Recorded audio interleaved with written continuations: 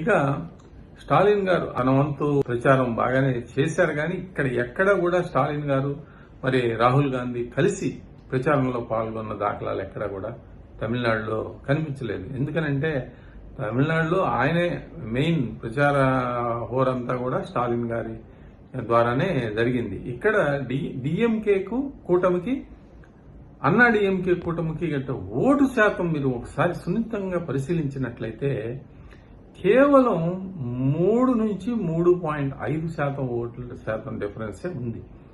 ఇక్కడ ఏ విధంగా చూసినా గానీ జాతీయతా భావాలు కానీ, మరి యాంటీ ఇన్కంబెన్సీ కానీ, కాంగ్రెస్ డిఎంకే కూటమి యొక్క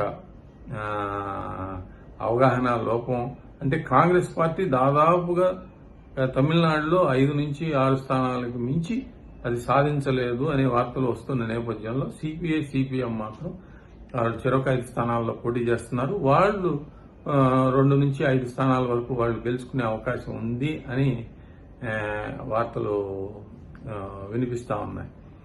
ఈ నేపథ్యంలో డిఎంకే కూటమిని ఓడించి అన్నా డిఎంకే కూటమి డబుల్ ఇంజిన్ సర్కార్ తమిళనాడులో ఏర్పరచడానికి సిద్ధంగా ఉంది. మే 4వ తారీఖు ఎగ్జిట్ పోల్స్ వస్తాయి. ఆ ఎగ్జిట్ పోల్స్ లో మీకు స్పష్టంగా మీకు ఆ వివరాలు కూడా వస్తాయి. ఇంకొక 2-3 రోజులు పోతే ఆ రిజల్ట్స్ కూడా డిక్లేర్ అవుతాయి. కాబట్టి అప్పటిదాకా వేచి చూద్దాం.